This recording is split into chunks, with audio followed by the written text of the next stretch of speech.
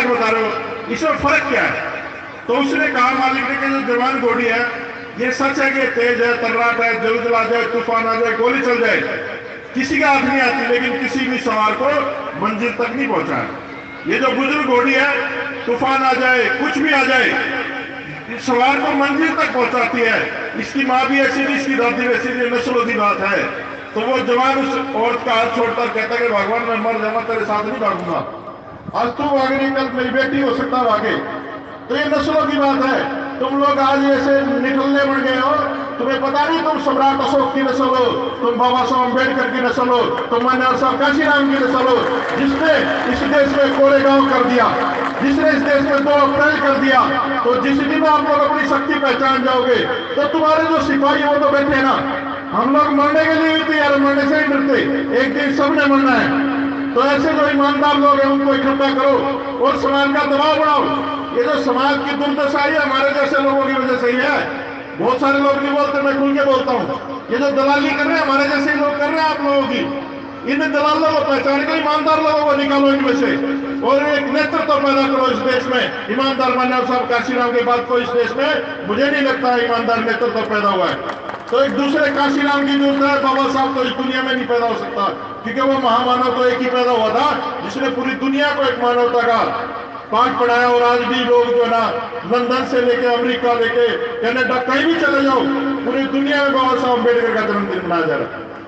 और मैं ये यकीन के साथ कहता हूँ, ज्यादा टाइम नहीं, 10 साल बाद इस पूरी दुनिया में मान्यवर साहब काशीराम का जन्मदिन मनाया जाएगा। ये पूरे यकीन से कह सकता हूँ, क्योंकि वो व्यक्ति एक ऐसा व्यक्ति था जिसने हर समाज के तबके को नेतृत्व दिया।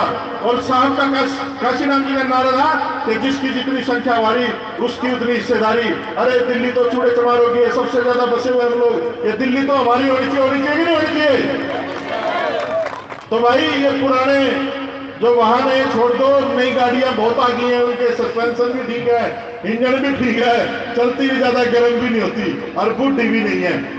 आप लोग थोड़े तैयार हो जाओ, समाज तैयार बैठा है। और जब एक विधानसभा में इतना जलवा आप लोगों का, तो दिल्ली की 70 विधानसभा में जब हमारे लोग घूमेंगे तो मुझे नहीं लगता कि हमारे बिना इस देश में या दिल्ली में किसी की सरकार बन सकती है। और जब हमारी सरकार बनेगी तो फिर हमारे लोग काम होंगे। और फिर जो लोग आज इनकाउंटर कर रहे हैं, हम उनका इनकाउंटर नहीं करेंगे, हम कानूनी प्रक्रिया तेज करके उनको जेलों में डाल देंगे।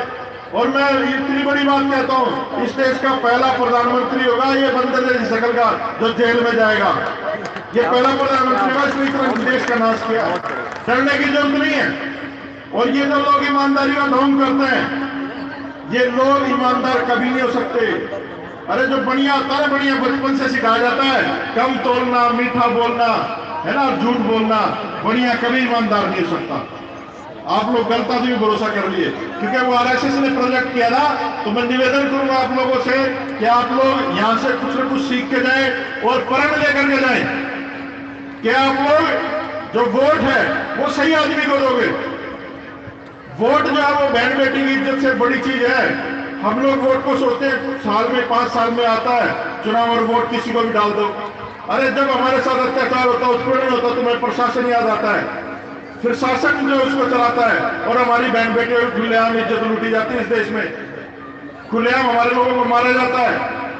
और मैं सलाम करता हूं, एक कम्युनिटी ऐसी इस देश में जिसने पूरे देश को जगा रखा, वो चमार कम्युनिटी है। चमारों ने पूरे देश को जगा रखा, पूरे मनवादी सिस्टम के नाशा में दे रखा, पूरे मनवादी सिस्टम के गजब के लोग हैं। इनको मुसलमानों से खतरा नहीं है, नहीं आप सोच रहे हो, मुसलमानों की दौड़ ले रखी है, असली खतरा तो चमारों से। इनको पर्दे के पीछे कुछ और खेल है, आप लोग समझ नहीं रहे हो।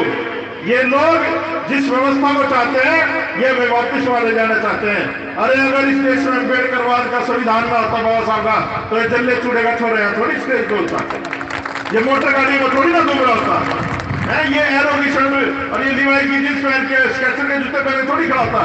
कहीं झाड़ू झूड़ू लटका के अपना गले में हंडी, कहीं सफाई कुछ सुअर सावर पाल रहे होते। और क्या औकात थे हमारे? तो ये जो औकात बनाई है बाबा साहब अम्बेडकर की देन। और जिन लोगों ने बाबा साहब को धोखा दे दिया, सोच लो वो एक खून नहीं है, एक बाप की औलाद नहीं है, उनका असली बाप जो उनका बाप नहीं है। क्योंकि इस देश का अगर कोई बाप है तो बाबा साहब अम्बेडकर है, मानव साहब काशीराम जैसे लोग, ज्योतिबा फुले जैसे लोग हैं। तो आप लोगों को समझना पड़ेगा पूरी